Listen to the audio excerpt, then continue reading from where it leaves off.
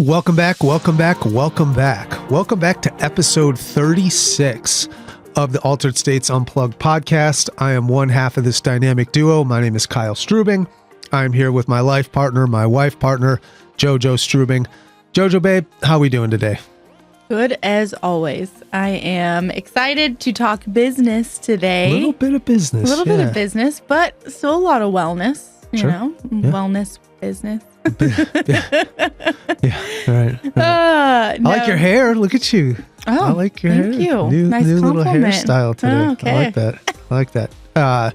The title of this episode today is the episode 36, right? The ultimate power of doing nothing. Why float therapy studios are a smart 2026 investment. So you're going to get to hear and see a little bit of the pitch, right, of Altered States. We are a franchise. We are franchisors.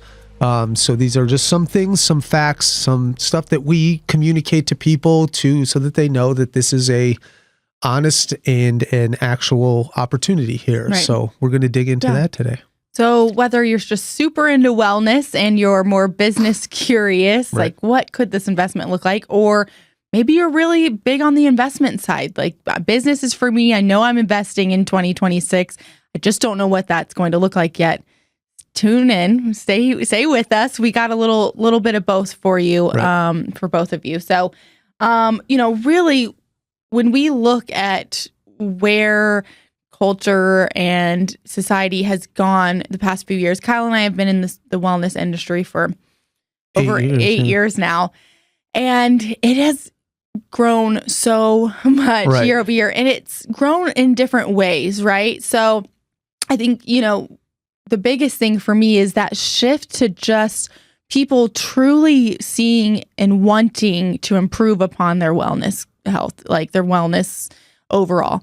That's just like the norm now. In fact, it's like, it's the trend, it's the norm, I'm actively doing things that make me feel better, right? Whereas it used to be like, okay, that's the gym culture and then, everybody else. But now it's like, that's it. It's weird to not have a wellness routine, right? It's all intertwined now. Yeah. It would used to be, go to the gym and take prescription medication. And now it's a lot more go to the gym. And you see this too, and some of these big box gyms are bringing a lot of the recovery and the wellness things into right in-house, right, which is great because they realize, right, the need is gone a lot more away from this hustle culture, this grind, and this people are getting burnt out. Yeah, and it makes sense. We check our phone like 100 times a day. Yeah, we're so overstimulated now, and this is the solution. Yeah, right.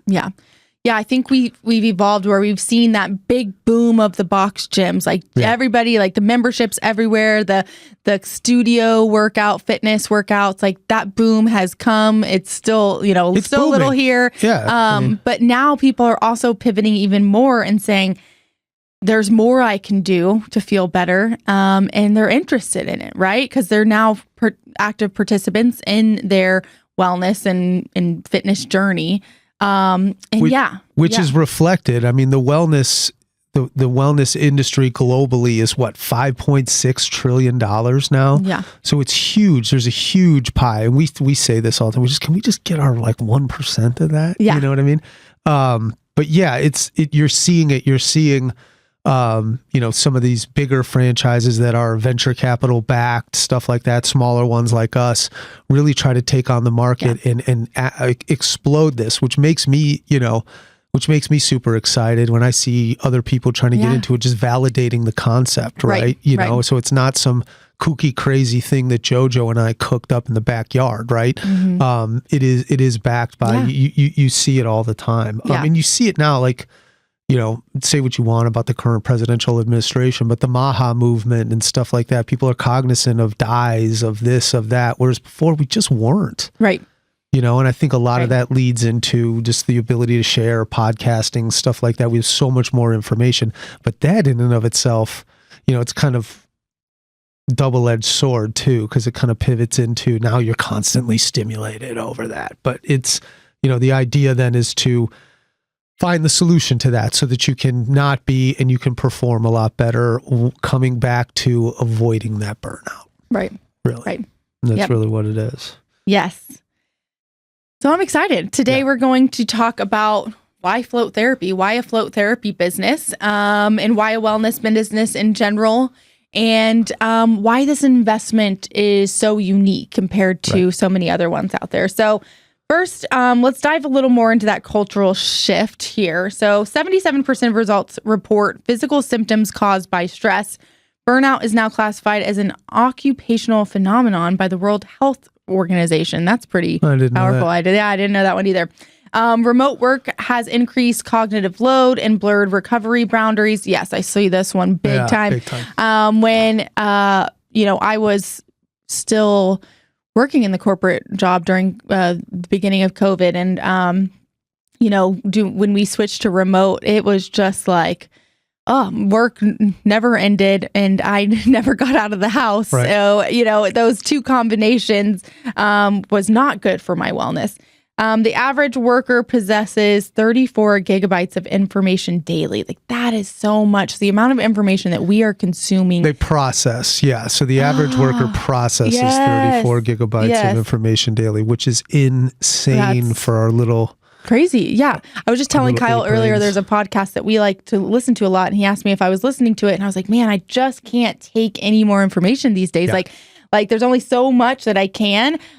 So like in these high stress periods that we're in, like I have to decrease the amount of information I'm consuming. So I see it. We see it everywhere for sure. So that's kind of the environment that has been set up for right? Yeah. Set up that we're living in. So people are now seeking, right, which $5.6 trillion worth of nervous system downregulation, mental clarity, emotional balance, digital detox experiences, things like that. That's a big thing. Being able to unplug, right, is kind of the idea.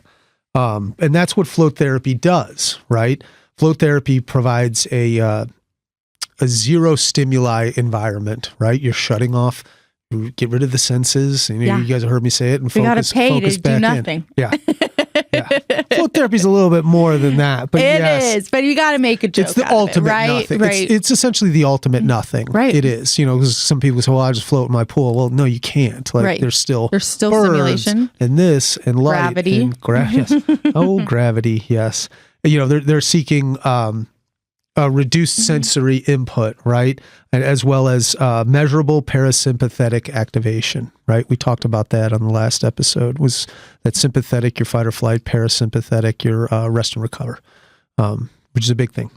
So it's the idea is it's not just simply relaxation, it's neurological recovery. Yeah. Right? Yeah. So let's talk a little bit more on the science in that. I know you may not be bought in completely yet, especially those of you who have never tried float therapy, which I highly recommend you do after this episode. Not during, but studies show increased alpha and theta brainwave states during float sessions. So we always preach this when we're giving people their float walkthrough. What you're doing in the float tank is getting to that deep theta brain state. They say an hour of float therapy in that deep theta state can be equivalent to 4 hours of deep REM sleep. That's because you're hitting that deep theta state. And your body's allowing yourself to get to that brain state because you're removing the sound, you're removing the noise, you're taking that pressure off of your body and truly allowing yourself to float naturally. So that's what is physiologically happening. Participants then demonstrate reduced cortisol levels. So the first time I floated, and I always share this, Kyle and I were on this self-care journey. I had stopped drinking alcohol and my anxiety was through the roof. I mean, I couldn't even get through the grocery store and finish grocery shopping without having a panic attack. So we started doing things, trying anything. And Kyle took me to this float place.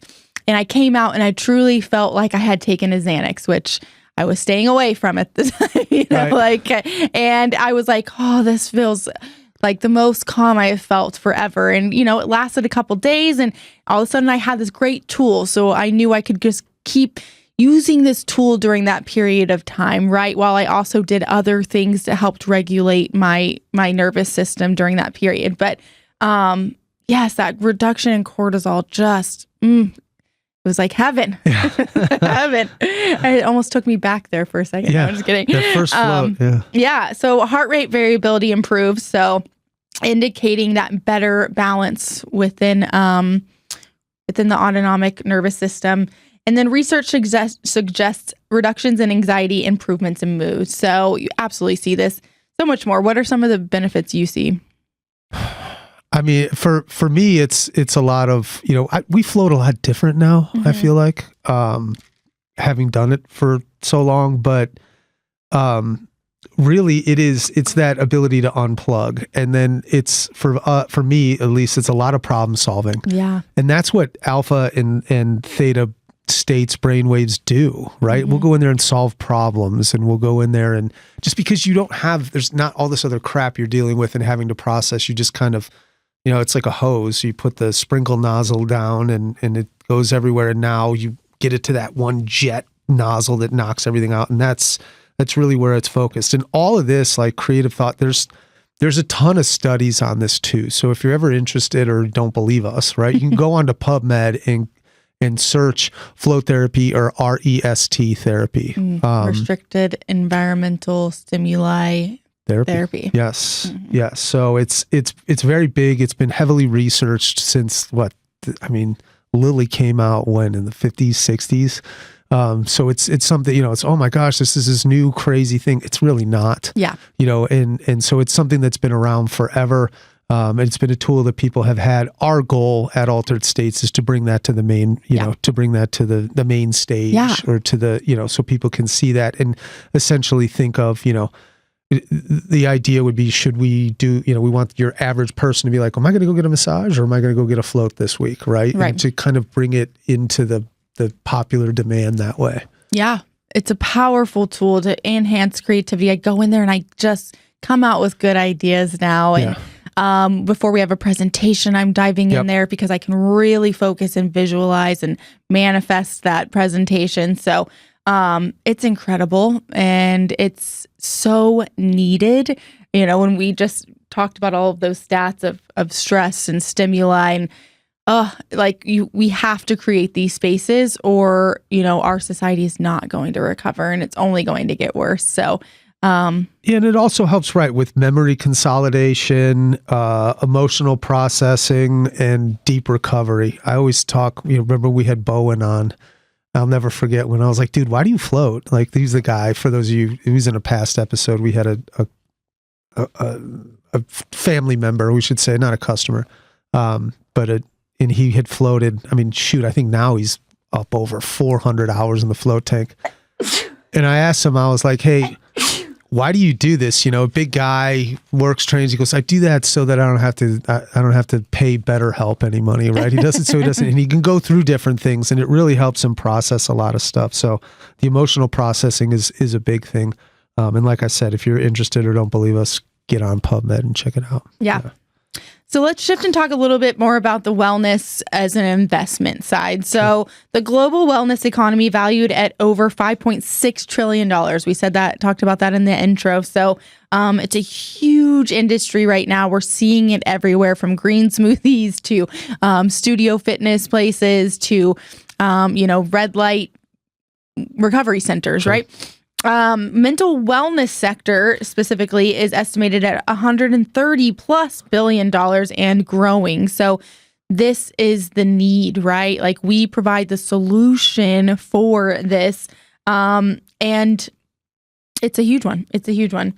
Corporate wellness spending is also increasing. So more and more corporations are now investing in their employees. They know that they're hitting that burnout. They know that, that they're having those mental health stressors, and they're now investing in their employees, which I think is an awesome thing. We have some great corporate partnerships, and we're seeing more and more of an interest there. More and more people are reaching out to us saying, hey, we want you to come to our wellness fairs. We want you involved. So that's huge. And then consumers are prioritizing experiences over physical goods, which is also huge for us. We are an experiential wellness place. You come to us to have an experience, and people are looking for experiences and communities to connect in. So that's really big for us. Yeah, and there's become a huge shift in consumer behavior lately, right? They're going away from these aesthetics to resilience. And they're going from appearance to more performance. You see that in the biohacking world, right? Which is essentially what we do. It's almost not cool to get Botox anymore. Yeah. No shame on that. But and then they're shifting from productivity to regulation. I talk about that all the time. And then by being able to regulate better, you can produce more. That's just the fact. But and then the flow therapy, though, as far as demographics is concerned, it serves those high-performing professionals, right? To avoiding the burnout. The athletes, the executives, entrepreneurs, burnt-out parents, corporate teams, things like that. So you see the need, and that you see the need. Now we have the solution, or the problem, and then the solution. But it expands your total market too throughout this. So we're not just looking at date nights or it's a wider range of demographics. It's a wider range of people. We see a ton, there's a huge push for longevity. We have a ton of not even seniors so much, but your 50 to 55 plus who are cognizant of the fact that we're not going to be here forever. And the goal is to live to 100, but not only live to 100, but live well to 100. Which I don't know why you want to live to 100, but you better. I know. All right. So let's talk a little bit about our concept and how that makes it a good investment here. So the first thing is recurring revenue. We're always a big fan of this with that membership economics. Membership-based businesses generate predictable recurring revenue. It's my favorite part of this business. I know what I have coming in next month based on the number of members I have and how much I'm growing, right? Wellness memberships create habit-driven retention, so people come back. So we're able to preach that consistency. We do unlimited members renew at up to 2.5 times the rate of limited members. So, which makes sense. They have the buy-in, right? They're coming all the time. They've seen the experience. They've built the community, which is two huge pillars that we're very cognizant of. Building that community within the store, keeping people in. Resources like the podcast and free things and fun things, yes, but giving these people to have an idea, that they're part of a family, really and we've shown that too in delivering results, right? We have their best interest in mind. They're being taken care of. And like you said earlier, sometimes they just want to be heard, you know? Right. And then my favorite thing, we were formerly part of a product-based business, and now it's, we do still have products, but primarily services. And the gross margin often ranged between 68 and 72% during, depending on the modality mix. So, great margins, high margins. So the loyalty is strong. You've got benefits are felt immediately. Stress reduction, you feel it, you need it, you want it, but stressors do not go away. Stressors will continue. So people have to continue coming back and making sure that they, are regulating consistently. And it creates an emotional attachment too, right? They see us and they see your place as a place of, a place to get results. I don't want to say healing but a place of that they can feel better, right? So they start to crave that, and they feel like they're at home and they've seen results. So it keeps them coming back is the idea, right?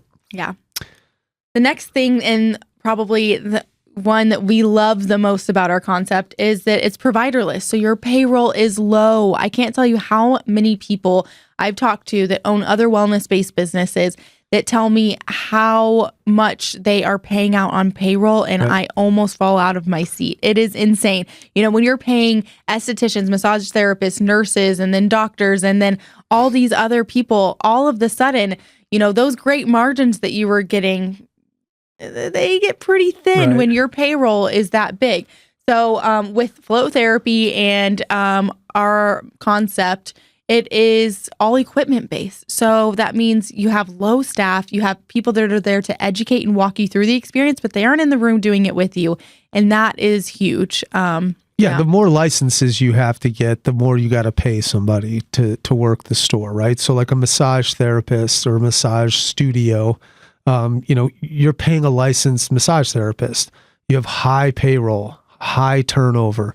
And there's certain scheduling constraints too, based on people. You have people. We've replaced the people with machines, right? Yeah. That's the idea. An IV studio, there's a ton of medical oversight, right? High insurance. You have to have clinical compliance. And there's just that I'm going to say it again, that high liability, man. You know, they're coming in, they're doing something at your store with your logo on it. If something goes wrong, it's on you, right? Some boutique fitness places, you got instructor payroll. The boutique fitness places, when I saw the churn rate on it, churn is people coming in and out, right? Or members coming on and then dying off. It was so huge. And then also there's super high build out costs in those boutique things, equipment, things of that nature. Couple advantages that float therapy has over that is you're looking at self-guided sessions. You know, we do a great job, I think, of training, and we have scripted exactly what to do when they come in, get them set up for their session, and then get them to optimize their time in the float tank or a red light or whatever, whether that's asking them a couple questions so that you can put the correct setting on the machine or showing them where the lights are, you know, and then some next level information that we talk about here all the time. Just we filter that down throughout the organization, which is real big. We have minimal staff at the locations at any amount of time. We had like full on Valentine's Day madness last weekend. And what was there? 3 at one of the stores max, you know, and a lot of that can be done with, you know, a lot of the owner operators are kind of just going in and filling in. I know we do that in Capel. We can look on our phone and say, oh my gosh, at 3:00, I better get in there. Yeah. You know, right. Things like that. There's a low variable cost per session, especially once that equipment's paid off. Salt and towels, like it's nothing, you know, and a little bit of water. It's not that big of a deal. The other thing is you get high revenue per square foot. That's a big thing. I was just looking at a location last week and we were in there and it looked great and all that, but I was like, well, how do we maximize each square foot for revenue with float therapy? And float therapy, you're talking, you know, it's close to $100 an hour that you can turn and burn these things, whereas other things, you just can't do that. You know, and if you want to get to $1 million, you do it one of two ways, right? You sell a $1 widget 1 million times, or you sell a $10,000 widget, do the math, right? Right. And you have a very scalable operation. You don't need to start with some 4,000 square foot facility with 17 float tanks in it.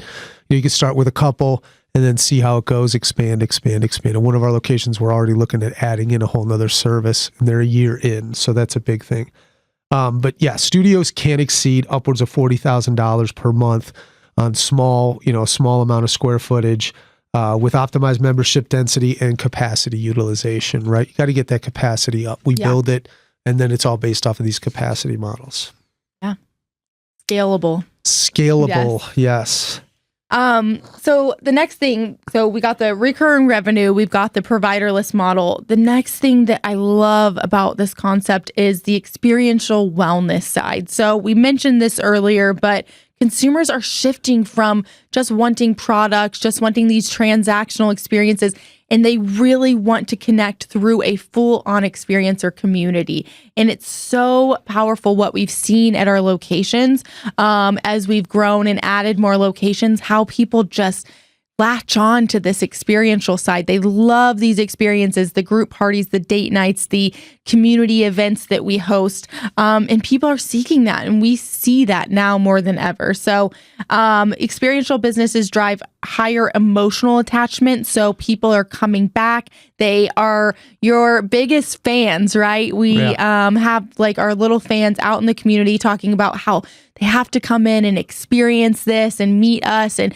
join our community. So that is a really powerful one. Another thing here is float therapy can't be replicated at home. So, you know, we do offer cold plunging and sauna, and a lot of people that are looking at just like cold plunge and sauna business, you know, my one thing to you is that is something you can eventually invest in at home. So if somebody falls super in love with that, they might add that in at home. So, but when you look at these other modalities like float therapy and some of these big red light beds, like people aren't going to be buying $120,000 red light beds necessarily, right? Or cleaning salt off of their garage floor. Right. So these are things that we think about as a long-term play to keep people consistently coming into the business.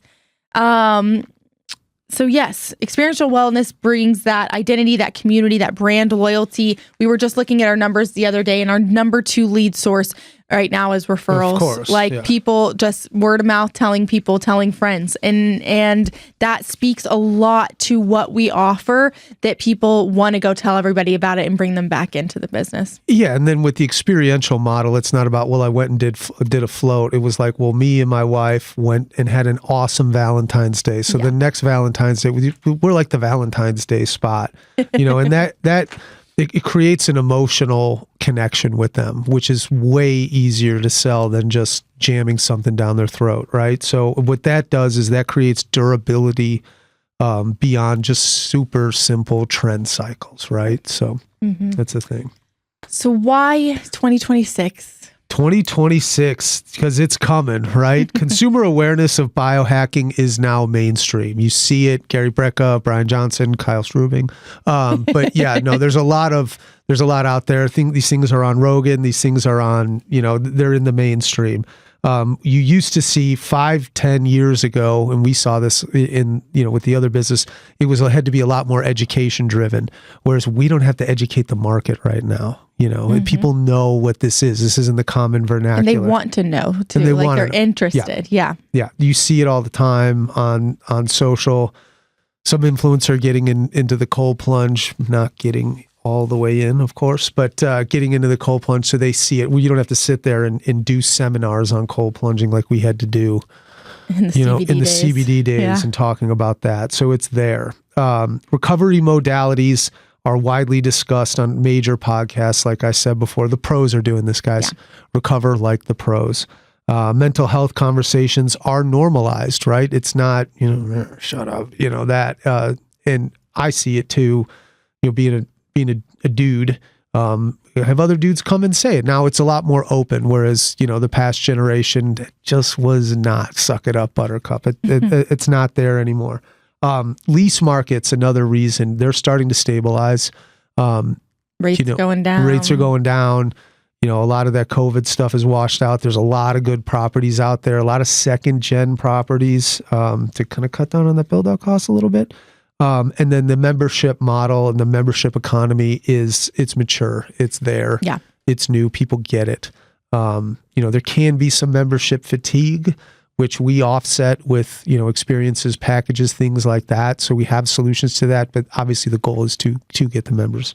But yeah, and people are used to paying that. So yeah, I think the biggest thing is, 5 years ago, you really had to spend time on that education. Yeah. And now, it's organically people are finding interest in learning about these things just because we see it everywhere. Right? Yeah, absolutely. Yeah. Absolutely. So in conclusion, the future of wellness is not more intensity. It's intelligent recovery, right? A float studio or a place like ours it has a rare combination of, cultural demand with scientific validation, reoccurring revenue, and operational efficiency with super low payroll, right? They serve a growing population of people who are looking to get better, are looking to go away from big pharma and really start taking care of themselves and understand that mental clarity and mental health is an asset. It's not something to be shamed anymore. So